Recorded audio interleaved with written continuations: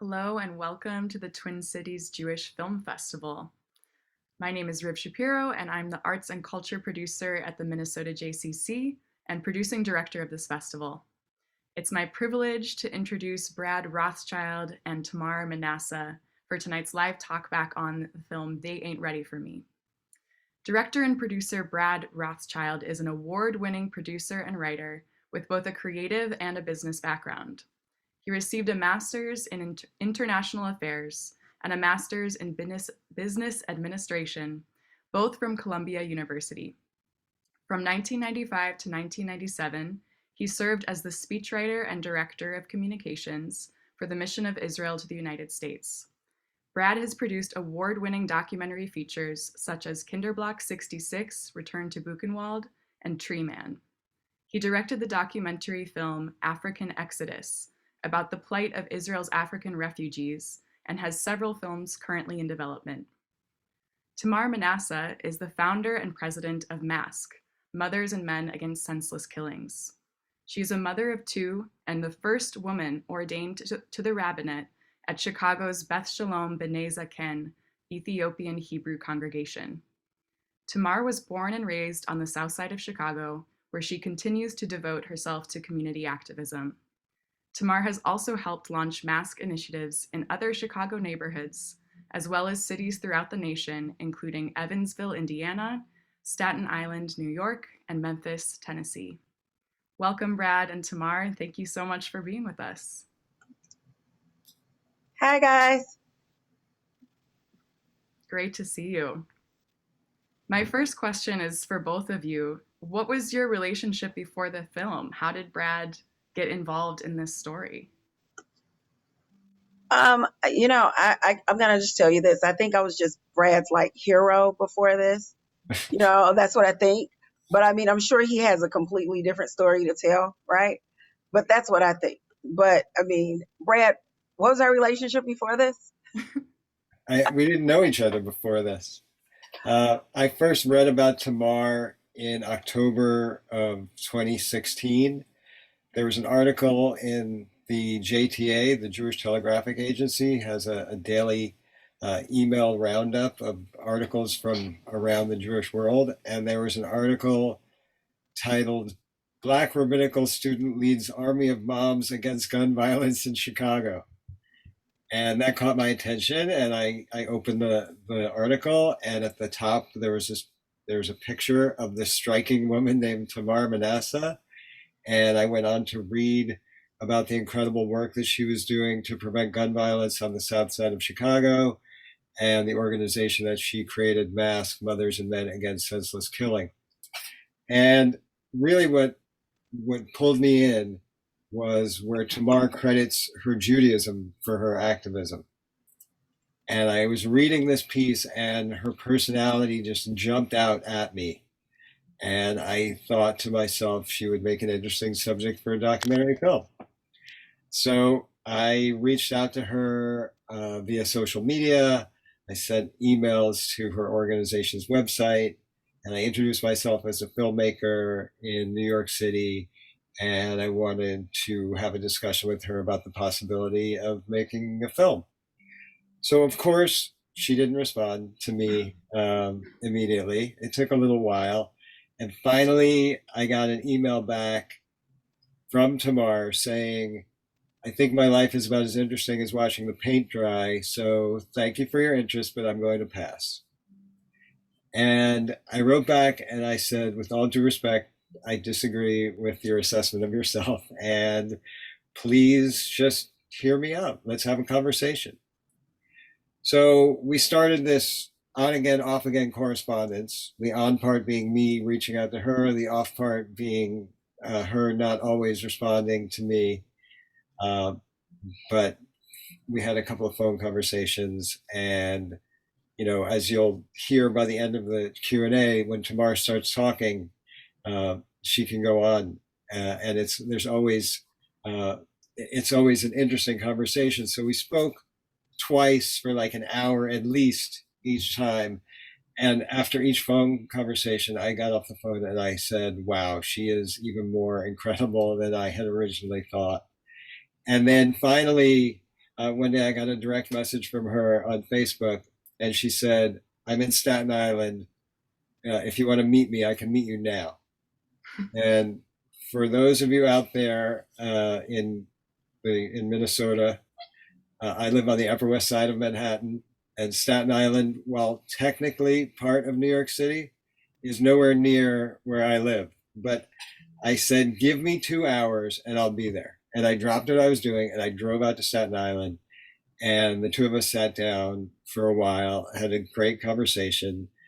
And at the end, she kind of, shrugged her shoulders and she said, "I guess if you really want to do this film, we can do it this coming summer when we go back out onto the block."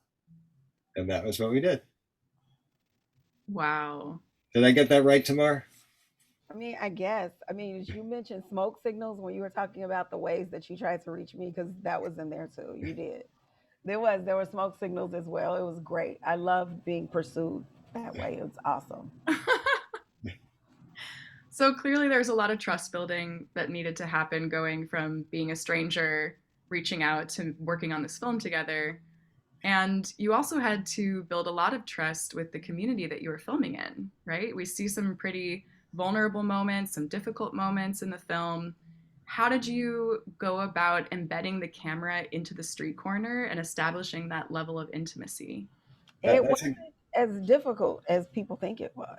It wasn't. It really wasn't. It was like, Brad had a pretty small footprint, and it was just he and normally like a guy with, like the camera guy. And I mean, if you meet Brad, you'll love him. Everyone loves Brad because, he's Mr. Wonderful and everybody just loves him. But it was kind of like, after the second or third visit, Brad was kind of just part of the community, part of the neighborhood. He just kind of got absorbed, kind of like I did. And people, it wasn't like people were afraid, like, oh, what is he trying to find out? What is he going to show? What is he going to say? People just trusted him kind of like I did. So it was really awesome. So I think it was pretty seamless. What do you think, Brad?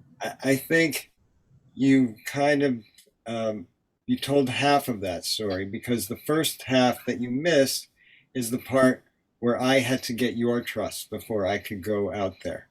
All right. I did leave that part out.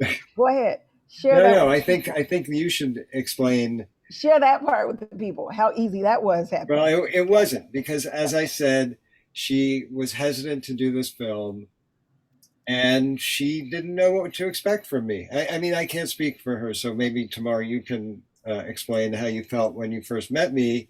Um, but then I'll talk about how we were able to build on the trust that we created to make the film. I did not know what to expect from him at all. I didn't. And I mean, it's kind of like, why does he want to make a movie about me? And as he said, I really did. And I still kind of do believe my life is as interesting as watching paint dry. Like, there's nothing special. There's nothing to this. Anybody can do it. And when we sat down and talked, he's a day school kid and I am too. And so it was kind of like, sitting down talking with him was like catching up with the old Jewish day school friend from like fifth grade. Like, we always wanted to know, how'd you turn out? Yep, this is us happening. We're happening right now. So it was really good being able to connect with him like on that level. And it's not a lot of people that I can do that with, but Brad made me feel like, whatever it is that I say I'm going to do, that's really what I'm going to do, and you can trust me. And when I saw the movie, it was kind of like, what he told the truth. The exact thing he said he would do is what he did. And it wasn't just me that appreciated that, but everybody in the neighborhood who saw the movie, they appreciated it as well. Brad, that must feel pretty good as a filmmaker. It's amazing. It really is. I think, though, what I needed to prove to Tamar was that I didn't have an agenda. And I really didn't. I mean, the story that I told you about reading that article, like, that was my agenda. I saw this amazing person and I said, I want to share this story with the world, because the world needs to see that this person exists and what she's doing. Um, so I wasn't, when I met her and when I spoke with her, I'm not I'm not judging anybody. My job, as I saw it, was to put a camera on her and just document the work that she does and to document her story. And once she and I came to that understanding together that that was what was going to happen, you asked originally about what it was like for the people in the neighborhood. I had Tamar's seal of approval. So that goes a long way on 75th and South Seward Avenue. If the people there, if they know that you're with Tamar, then they just assume that you're a good person because Tamar is there to help them. And if somebody's there with a camera and they realize pretty quickly that you're not with the news because they're used to seeing news cameras in that neighborhood because of the violence and the death. But when they just see that you're there and you're hanging out more than once and you keep coming back, people recognize you. And if I always felt like I was a guest in somebody's home. I was a stranger in this neighborhood. I don't live there. But those people in the neighborhood, they do live there. And just as I wouldn't want somebody trampling through my home, I assume that they wouldn't want anybody trampling through theirs.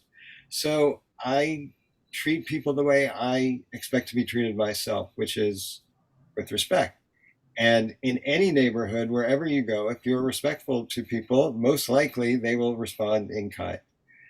And once people see that that you don't have an agenda and that you're genuinely interested in them and that you want to know them as human beings, you get a pretty good response. And like Tamar said, it was just two of us. It's just myself and the cameraman. And, I like to keep it that way because I feel like my role as a filmmaker is not to try to orchestrate the reality, but it's to document the reality. And if I could just sort of blend into the background and not exist there, then that would be great. When you're on the block, you can't not exist there because when you see people like cleaning up and doing things, if you're just standing around, you need to help. So before I knew it, I was standing at the grill making hamburgers and hot dogs while we were filming. And that's just the way it goes out there. So it was really important to me that, when Tamar saw the film, that she felt it represented her and the neighborhood accurately and warmly, because I really had a great experience when I was out there. I was gonna push back a little bit on the being invisible because I'm also a filmmaker and I can relate to that. You're trying to blend in, but of course our presence does impact things, and it sounds like you're trying to have a positive impact. And I'm curious what, Tamar, you think that did for your community to see that people care, that people want to know this story. Did having the camera there, were there any positive impacts on the community of just knowing that people might I think there's always a positive impact when a camera is there. Nobody shoots anybody when a camera is around. That just doesn't happen. So everyone's so much safer when a camera is around and B, white people are around. Nothing bad happens when those two things. That's the reality. When those two things are happening on that corner, nothing bad happens. And so it was kind of like, people really, they couldn't, it was just like, like, why does he want to tell this story? Like, what's so interesting about it? But being a part of it, people don't necessarily sometimes when I watch the movie myself, it's like, oh my God, this is amazing. Like this, I want to go hang out here. Like, I want to go hang out with her. And it's like, oh yeah, yeah, you are her. This is right. Yeah. So it is like that. Sometimes when you're in it, you can forget how special it really actually is to be a part of it. And sometimes this movie reminds you of that, of what you really actually have and how unique it is. And nobody else has this in Chicago. You have this. So when people around the block see it, it reminds them that they're special, that they're different. And sometimes you just need to be reminded that you're special and different, to behave like you're special and different. Mm-hmm. Thank you. And we have a question from the audience. How many days or hours of footage did you film there? Ooh. 700 billion. Maybe that's what it felt like to Tamar.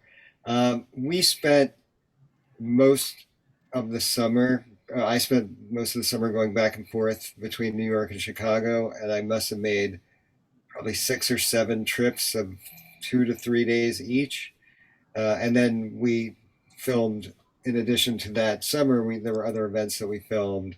And in terms of hours, we probably had about 100 hours of footage, give or take. It was a decent amount to go through. Yeah, could you tell us about your choice to include Tamar's pilgrimage to the South in the film? Why did Yeah. that feel important for you in the context of this story?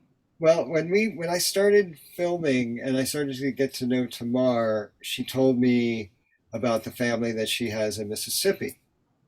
And I asked her what it was like for her to go down to Mississippi. And I was expecting to hear an answer like, oh, even though I have family there, it's a really hard place. And, the people down there, it's Mississippi. She said, going to Mississippi for me is like wrapping myself in a warm blanket. And I thought, oh, that's really interesting because she really has this relationship with the South that I wouldn't expect.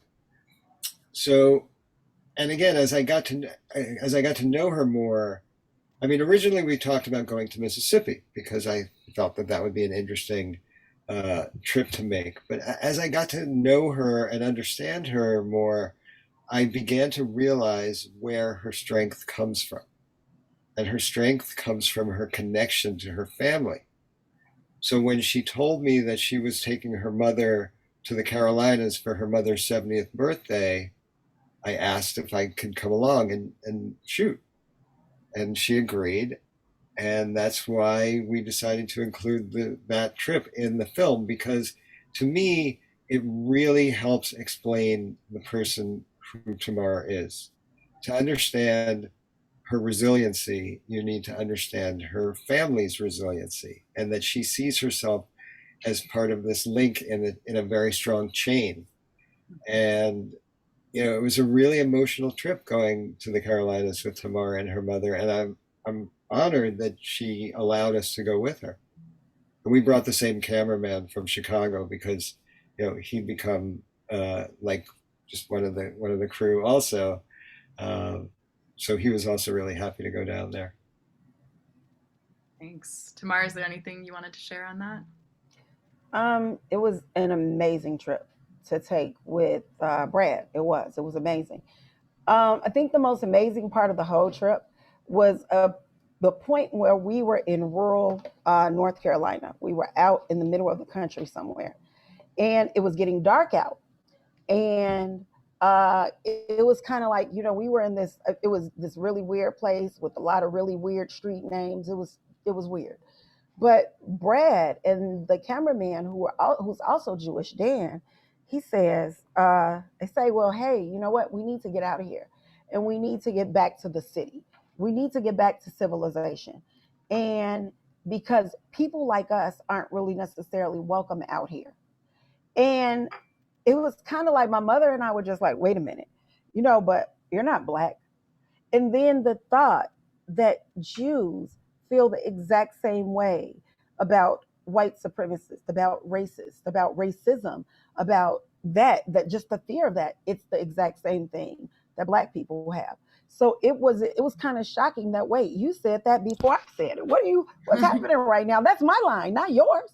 But the fact that me being both black and Jewish, I was thinking that was just a fear, that was a concern for me and my mother only.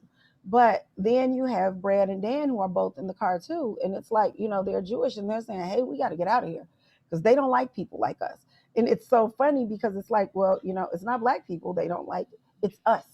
So it's Jews, it's us too. And then then you have Jews will not replace us, not far away from there. So it was very interesting when that happened. Just knowing that, we're kind of all in this together. We all kind of have the same boogeyman in the closet and the same monsters under the bed. That was probably the most eye-opening part of the trip for, the four of us, that we're more alike than we even thought we were to begin with. Wow. Thank you for sharing that. And Tamara, your Judaism definitely weaves throughout the film, as one of your, as Brad said, sources of inspiration for doing this work and just a pillar of your life. And I want to congratulate you on being ordained as a rabbi. Thank you. Thank you. And It has definitely been a challenge, but thank you. Yes. well, I was going to say, not only that, you're the first woman to be ordained in your home community. Yes. Yes. So could you tell us about that journey? The journey took a really long time. Like I was on the journey for so long that I forgot that I was on a journey. I started doing other stuff while I was journeying. And I mean, it's just like, one day when I was like, not really even thinking about it anymore, I was like, okay, you know what? Now it's time for you to do this. And I honestly feel like it took 13 years for me to do what it would take a man 5 years to do normally. And I kind of got to be thankful for that because I got to build Mask. I got to build this organization. I got to build all these people, bring all these people together. I got to do all of these amazing things trying to prove that I was capable of being a leader. And I feel bad for the men who didn't have to prove themselves the way that I have to prove myself. And now I have this amazing organization and all these wonderful people that I've met as a result of it. And I'm also a rabbi. And it's not a lot of us that can say that they came into the rabbinate with the community that I came into with. I didn't build a community after I came into the rabbinate. I built it before I came in. And that's unusual. So I'm pretty happy about that part. But I mean, when it was happening, it didn't make sense, but it does now. So I'm much better with it now that we're on the other side of it than I was when when I was going through it. Mm-hmm. And Mask is in some ways your rabbinate, or at least was. So is that still how you relate to it, or how do you relate absolutely, absolutely. I certainly do. For Yom Kippur, Brad was in Chicago because we did Yom Kippur on the corner. And so we did Yizkor for Yom Kippur on the corner, and we lit 800 candles for, everyone who was lost to gun violence in Chicago from last Yom Kippur to this Yom Kippur. Wow. So the thing is it's not about what Judaism means to the Jewish community, or what it means, what this holiday means to other Jews, or even how, I was raised to actually view Rosh Hashanah, Yom Kippur, High Holy Days. It matters how I see it now and how I can make it relevant to the people around me. So that's what my goal is. It's how do I share my Judaism with the people who need it the most? Because it's not Jews who necessarily need to be forgiven, who need to learn to forgive the most. It's people who live in communities where there's been so much violence and there have been so many lives taken that they need to be forgiven. They need to forgive. It's a lot of that. So, and then even reconnecting with, loved ones who have passed on, people need that. It's cathartic for people in those communities. So, however, I can use my Judaism to help them in their journey with their struggles, I'll do it. So that's my pulpit. That's my synagogue. That's my community. That's where I actually came into the rabbinate on that corner. That's beautiful and so needed and appreciated. And Tamar, I was really saddened to learn of the death of two mothers in a drive-by shooting. Were they in the film? Were those mothers in the film? I don't think they were in a film. Okay. One of them, and the thing was, they weren't members of Mass, because that's the thing. There are really no members. It's people who show up. You don't have to pay membership dues, especially when you don't have money to pay for food. We don't want you paying membership dues. But one of the moms, she would show up with her kids. They would eat there. They would play there. She would play with the other kids from the neighborhood. That's how that went. The other mom, one of the moms, she had much older kids, so she didn't really come there, but we saw her every day. But even still, it shouldn't matter whether they were associated with Mask or not. These were both mothers still. Mm-hmm. So if they were part of a group, a part of a club, or not a part of that club, it doesn't change the fact that both of these mothers left children behind. Children who will grow up motherless, who will never see their mothers again. So it didn't matter. It's kind of like, in Chicago, if you say, two Black women were killed, or two Black girls were killed or something like that, people don't pay attention. But when you say mothers, that's different. It changes what people think about that. It gives them a different title. It's a different idea that goes into being a mother. Puts them And in I'm relationship. glad, Yeah. yeah, I'm glad people cared about them being murdered. But I didn't want them to care about them being murdered just because they associated with them with mass. The reason that we were even involved in it, there were two moms that were murdered 3 blocks away 2 months earlier. But because it didn't happen right where we are every day, right on our property, there was nothing I can say about that. But I had to say something. If there's a drive-by and two moms are shot in a place where moms sit every day to keep the kids safe, I have to say something about that. And I learned when I said something about that that I should say something about every mother that's murdered. Mm. It shouldn't just be, oh, hey, if they were on my property, I care, or if I knew them, I care. No, I think we should always speak up because those mothers are going to leave kids in their wake. They're gone now. Who's going to raise those kids? What's going to happen to those kids? We need to care about that every single time. We have to care. Hmm.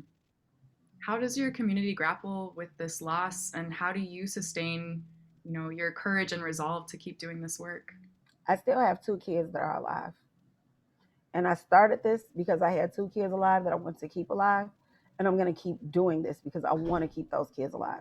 And I want to keep other mothers' kids alive. And that's what this is about.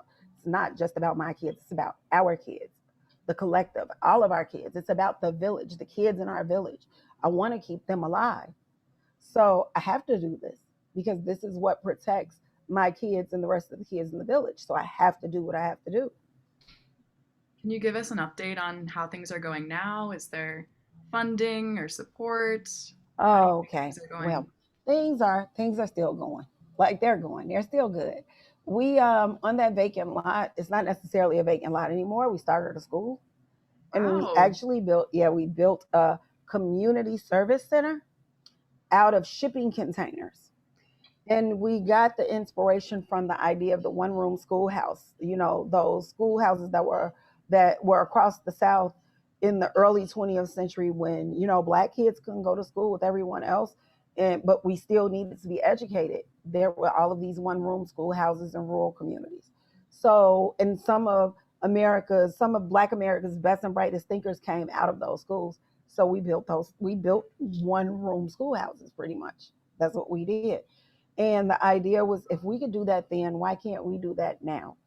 So it was interesting because we were going to actually do trades in the space. We were going to use it for a trade school and to, help kids get GEDs and do stuff like that. And nearly probably what, Brad, maybe a week, after we finished them before, but a week before we were going to start the trade school, we were letting kids in, the pandemic hit. And so now all of a sudden we had all of these little kids who weren't going to school. But we had all these parents who were essential workers and not very well paid essential workers at that. And how can we help them? And we don't want kids being left at home alone. And, the 9-year-old at home taking care of the 3-year-old and the 7-year-old. We didn't want that. So instead of having a trade school, we turned it into an e-learning center. So we had all of these kids in our classrooms every day that we were with every day doing e-learning and helping them get up to grade level. And some of them even past grade level. And they got 2 meals a day and they had snacks. And it's kind of like, they didn't miss a beat during the pandemic because they were still in the classroom. They still got assistance. They got attention that most of them couldn't have gotten in a CPS classroom because it wasn't as many kids. So we had more volunteers per kid than you would have in a classroom in public school. So these kids got a lot more attention than what they would normally get, right? And the day that Chicago and the rest of the country went on lockdown, March 17th of 2020, that is the day we went into the classroom. And we've been open every day since. Yeah, Wow. yeah. So that's what we've done with that corner. It's not just the vacant lot anymore. It's stuff happening there. It's kids growing there. It's a community growing around it. So we're really excited about that. That's amazing. And, I read in your bio that you've started similar initiatives or helped similar initiatives pop up in different places. What does that look like? Does it really vary based on the place, or It what kind of varies based guidance on do the you give? place. Hey, I don't know what every city needs. I don't know what every community needs. Everyone doesn't struggle with food insecurity. Everyone doesn't struggle with the level of violence. So I kind of let each particular community tell us what they need. And we just help tailor the program for that particular community. But no, we don't dictate what everyone needs. Everyone can do something, but that something always looks different, and that's okay as long as we're doing something, right? Great. What are your hopes for your neighborhood now? Um, the hopes for my neighborhood. I think the hopes for my neighborhood is the same that the hopes that I have for the entire city. I hope we get a mayor and a police superintendent and a state's attorney that can all work on one accord for the betterment of the actual like communities of the city. Because right now, the level of violence that we see, I mean, a lot of that has to do with the fact that people at the top cannot get along. And that definitely, it's a trickle down thing. That dysfunction on the top has an effect on people at the bottom. So I'm really hoping that we can get to a place where we can have more cooperation at the top, and we can get more resources because we do have that cooperation. So that's my hope. Thank you. I want to invite our audience, if you're holding on to a question, now's the time. Put it in the chat. We'd love to hear from you. And Tamar, there's no question that you're an inspiration for so many. And this film really gives a sense of hope that there are people on the ground like you in these communities willing to do the work to make a difference. And a lot has happened since the film was made. So I'm curious, when you see this film now or reflect on that summer, where do you view progress on some of these issues? That is a really great question. Where do I view progress? I think that it's going to be, it's incremental. It's not a huge stride. But the thing is, people are talking about it. People who would have never talked about these issues are talking about it now because they saw this film. If you never saw this film, if people in Minnesota had never saw this film, you wouldn't be asking me this question right now. So even us having this conversation is raising awareness that wouldn't have existed if this film didn't. So I'm happy about that because I mean, we've done how many of these, Brad, at this point? What, 75, 76, something like that? So those are all people in communities who would have never known about what we're facing on the south side of Chicago or in Chicago, period, if it was not for this film. So it's really great that this film put a spotlight on what we see in Chicago, how we live every day. Brad, did you have something to chime in? No, I mean, that was always the hope with the film, was that we would put a spotlight on Tamar and amplify her voice and give her a platform, a national platform to help get her message out. And I hope we've been successful at that. I don't know. Uh, but like Tamar said, we screen this around the country, and Tamar is inspiring. And the thing that inspired me is what inspires other people. And like you said, she's an inspiration. She really is. So I'm just uh, very grateful that we're able to get the film out into the world and that people can see what an incredible person she is. What are your aspirations for the film beyond this? Where can people see it after this Ooh. festival? Uh, we're discussing a couple of different options after the festival run. So maybe video on demand, or maybe some sort of TV potentially. I can't, there's nothing concrete yet, but we're having some discussions about it. Um, we have a great distributor in Menemsha Films, and they have been a real partner to us from the beginning. Um, Neil Friedman, who is the president of Menemsha, has been a huge advocate for this film and a big champion uh, for me and for Tamar. And, that really has exceeded my expectations in terms of just how we've been able to get it out there. And I hope that we'll be able to continue to do that. I want everybody to watch this film, obviously. I mean, every filmmaker wants everybody to see their film, but for a less selfish reason, I want people to know about Tamar. And I want, like you said, she represents hope. And that's really the message. And if people can see that even in these crazy, crazy times that we're living in, where everything seems so bad, that there are still people out there who are doing good. And maybe that will inspire other people to do good and to take their own situation into their own hands and to be the change agent that they are demanding. I mean, that's one of my big things is nobody's going to save us. We have to save ourselves. And Tamar is a great example of somebody who she's not waiting for somebody else to give her a lifeline. She is the lifeline. On that note, if we want to support the work that you're doing, is there a way that folks who are viewing this film can support your work? www.ontheblock.org. You can go there, find out about what we're doing, and donate. And you can always find us on Facebook at Mask Chicago. So, yeah. And on Facebook, it's always everything that we do all day, every day is always on there. Oh, good. I was going to ask, where can we see the block now and see the Yeah, street corner? on Facebook. On Facebook, it's all there. Great. Thank you so much, Brad and Tamar, for being here with us tonight and for this film that I'm just so grateful that our community got to watch this film. And I want to thank also our wonderful film festival sponsors. Their generous support allows us to elevate Jewish voices and experiences through film and to bring this Jewish cultural arts offering to the broadest possible audience.